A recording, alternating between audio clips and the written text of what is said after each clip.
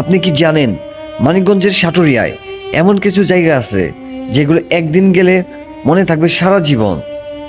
আজ ঘুরতে ঘুরতে চলে এসেছি সাটুরিয়ায়, আর শুরুতেই এমন একটা জায়গা যার সাথে জড়িয়ে আছে আমার নিজের স্মৃতি। এটা হলো সাটুরিয়া সৈয়দ কালু শাহ কলেজ, যেখান থেকে আমি ইন্টারমিডিয়েট কমপ্লিট করেছি। আমাদের এই কলেজের সাথে কিন্তু খুব সুন্দর একটি বট গাছ রয়েছে। এটা আমরা যখন ছিলাম তখন ছিল না। আর সাথে হচ্ছে নদী, এটা হচ্ছে বংশী নদী। কলেজটার সামনে বয়ে যাচ্ছে শান্ত সুন্দর বংশী নদী।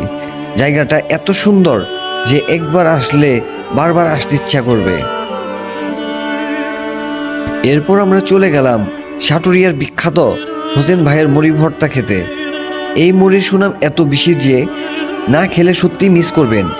হ্যালো ব্রিয়ন, আজকে ফাইনালি আমরা সাটুরিয়া চলে আসছি হোসেন ভাইয়ের স্পেশাল মুড়ি ভর্তা খেতে।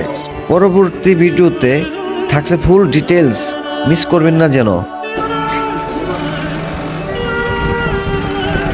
আমরা এই মুহূর্তে আছি সাটুরিয়া বাজারে, আর এটা হচ্ছে সাটুরিয়ার বটতলা। এটা হলো বৃহস্পতিবার এখানে পেঁয়াজ বিক্রি হয়। এটা হচ্ছে পেঁয়াজের হাট, অনেকেই পেঁয়াজের হাট নামে। তো এখানে আসলে অনেক দোকানপাট আছে, অনেক মার্কেট আছে। সেই মুড়ি খাওয়া শেষ করে আমরা চলে গেলাম সাটুরিয়া বাজারের মিষ্টি পট্টিতে এক কাপ মালাই চা খেতে। বিশ্বাস করবেন, এত মজার চা মাত্র 30 টাকা। সাটুরিয়া বাজার যারা আসবেন তারা অবশ্যই এই মিষ্টিপট্টির যে চার দোকানটা আছে এখান থেকে মালাই চাটা ট্রাই করবেন, অবশ্যই ভালো লাগবে। এরপর ঘুরতে ঘুরতে চলে এলাম সাটুরিয়া পাইলট আদর্শ উচ্চ বিদ্যালয়। এই স্কুলে যারা যারা আসো, ভিডিওটা দেখতেছো, একটা কমেন্ট করে জানিয়ে দাও এখনই। অবশেষে ঘুরতে ঘুরতে আমরা এখন চলে আসছি সাটুরিয়া পাইলট উচ্চ বিদ্যালয়ে। স্কুলের পাশেই ছোট ছোট ফাস্টফুড দোকান, এখানেও সেই স্পেশাল মুড়ি ভর্তা। আর একটু সামনে গেলে দেখতে পাবেন পর্দা দিয়ে ঢাকা ফুচকা চটপটির দোকান। বুঝতেই পারছেন এই জায়গাটা কাপলদের জন্য।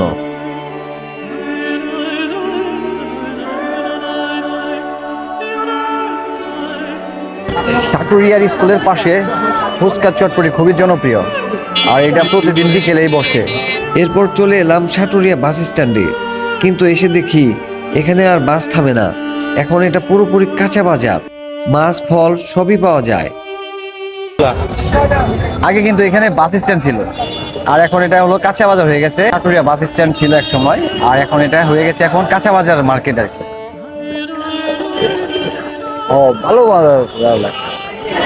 ফেরার পথে পড়লাম বিশাল জ্যামে, মানে সাটুরিয়ার পুরো অভিজ্ঞতাই হয়ে গেল। তো এই ছিল আজকের সাটুরিয়া ভ্রমণ। ভিডিওটা কেমন লাগলো কমেন্টে জানাবেন।